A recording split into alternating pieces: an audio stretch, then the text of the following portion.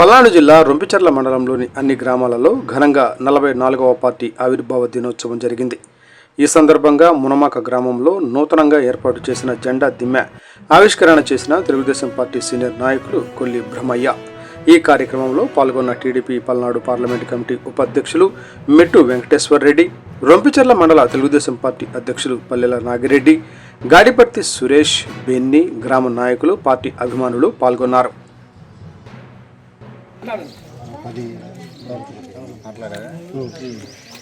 ఈ రోజున తెలుగుదేశం పార్టీ 44వ ఆవిర్భావ దినోత్సవాన్ని పురస్కరించుకొని మన రొంపిచెర్ల మండలంలోని మునమాక గ్రామంలో కొత్తగా తెలుగుదేశం పార్టీ జెండా దిమ్మెని ఏర్పాటు చేసుకోవడం జరిగింది.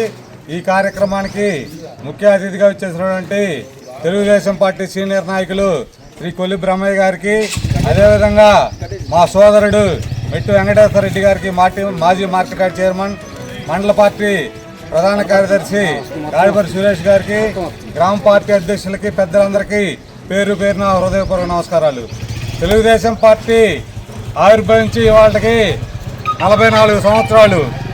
1982 మార్చి 29వ తారీఖున ఎమ్మెల్యే క్వార్టర్స్ హైదరాబాద్లో ఏర్పాటు చేసినటువంటి ఈ పార్టీ 44 సంవత్సరాలుగా ఎన్ని ఆటుపోట్లు ఎదుర్కొన్నప్పటికీ, ఎన్నిసార్లు కింద పడ్డా ఈ జెండాని కింద పడనేయకుండా గ్రామాల్లో, వార్డుల్లో ఉన్నటువంటి కార్యకర్తలు తమ భుజానికి ఎత్తుకొని ప్రాణాలు పోయినా, ఆస్తులు పోయినా ఏమాత్రం లెక్క చేయకుండా 44 సంవత్సరాలు బట్టి ఈ జెండా పదిలంగా ఎగురుతుందంటే దానికి కారణం ఆ రోజున పెద్దలు అన్న ఎన్టీ రామారావు గారు పెట్టినటువంటి ముహూర్త బలం అని. ఈ జెండాకి ఎంచుకున్న రంగు కూడా అలాంటిదే. ఈ రంగుకి ఎప్పటికీ అపజయం లేదు. ఎంత కింద పడితే అంత పైకి ఎగరటం ఈ జెండా లక్షణం. ఎన్నో ఆటుపోట్లు ఎదురైనప్పటికీ తట్టుకొని నిలబడిన ప్రాంతీయ పార్టీ ఈ భారతదేశంలో తెలుగుదేశం పార్టీ. ఎన్టీ రామారావు గారు పార్టీ పెట్టి కేవలం 8 నెలల్లోనే అధికారంలోకి వచ్చి సమాజంలో అనేక విప్లవాత్మక మార్పులు తీసుకురావడం జరిగింది. పటేల్ పట్టవారి వ్యవస్థ రద్దు చేయడం కానీ, అదేవిధంగా మహిళలకు ఆస్తిలో సమాన హక్కు కానీ, మహిళలు చదువుకోవాలని పద్మావతి యూనివర్సిటీ నెలకొల్పడం కానీ, పేదవాడికి కూడు గుడ్డ అందించాలనే ధ్యేయంతో 2 రూపాయలకే కిలో రేషన్ బియ్యం కానీ, జనతా వస్త్రాలు కానీ, అదేవిధంగా పక్కా ఇల్లు నిర్మించడం కానీ ఎన్టీ రామారావు గారి హయాంలోనే జరిగింది.